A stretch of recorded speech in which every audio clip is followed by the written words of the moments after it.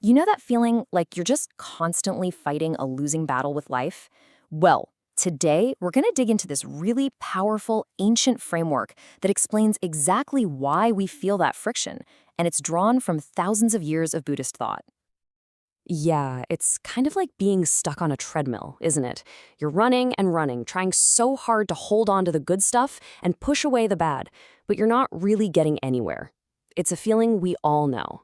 And believe it or not, there's a really clear reason for that struggle. And the answer, according to this ancient teaching, it all boils down to one simple but really profound number: 3. We're talking about three fundamental truths, you could call them natures, that basically describe the reality of, well, everything. So, yeah, these are what are known as the three fundamental natures of life.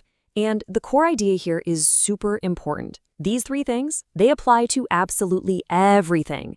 Not just the world around you, but maybe even more importantly, everything that's going on inside of you. Okay, so what are they? First, you've got anicca, which is impermanence. Then comes dukkha, which will translate as dissatisfaction. And finally, anatta, or not self. What's so cool is how they build on each other, just one logical step after another. So let's start right at the beginning, with the foundation. All right, so the first nature, this is the one that underpins everything else we're going to talk about. It's the truth of impermanence. The word for this in the original Pali is anicca, and all it means is that nothing is static. I mean, nothing. Nothing lasts forever. Everything you can think of, from giant mountains to the tiny moments in your day, is in a constant state of change. And this isn't meant to be a downer, you know?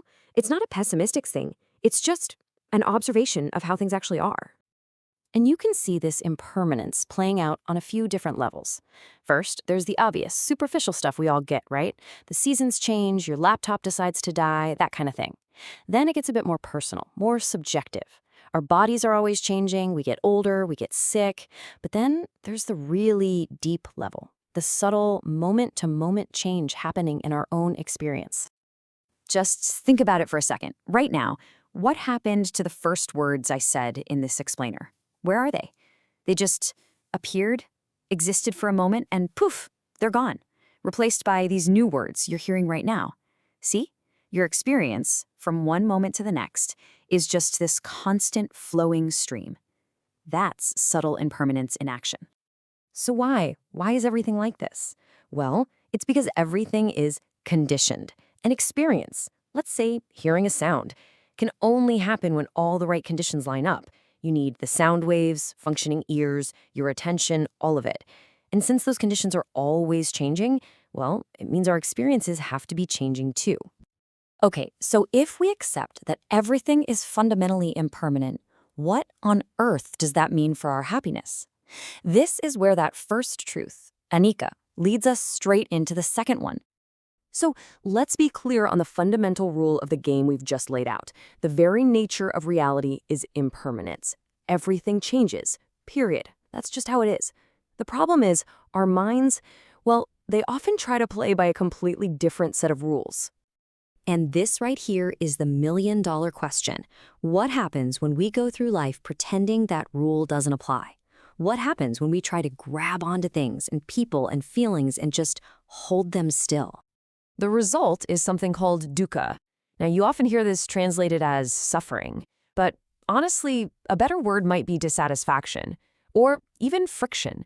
The idea isn't that life is suffering. It's that our resistance to the natural flow of life, our desire for things to be permanent when they just aren't, that's what creates this constant low-level feeling of struggle.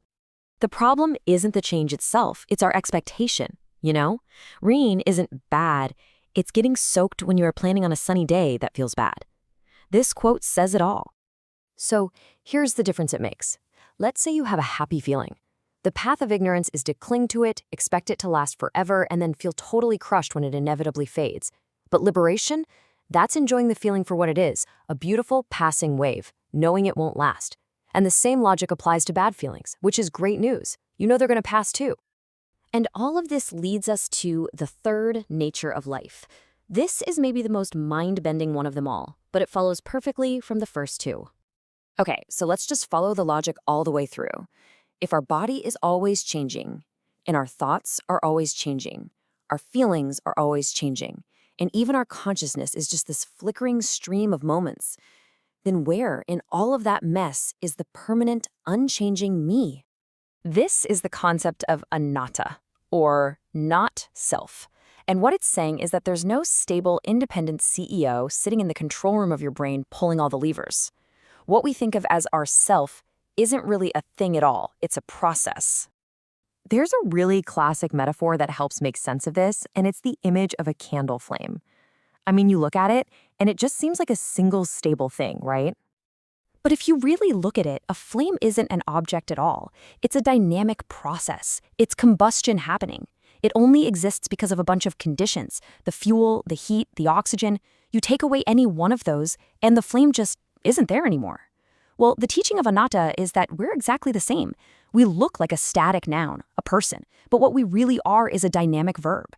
We're a process of experiencing, and we're totally dependent on constantly changing conditions, just like that flame. So, why does any of this matter? What's the point? Well, when you start to really get this, that everything, and that includes you, is just an impermanent process, you can finally stop fighting with reality. You stop demanding permanence from a world that can't give it to you. And that friction, that dissatisfaction we call dukkha, it just starts to dissolve. And so, I want to leave you with this final thought to chew on. If you're not a fixed, solid thing, if you're more like a flowing, dynamic process, what could you let go of? What rigid ideas about who you are? What old hurts you're carrying? What heavy expectations? What could you just allow to flow on by? Thanks for watching.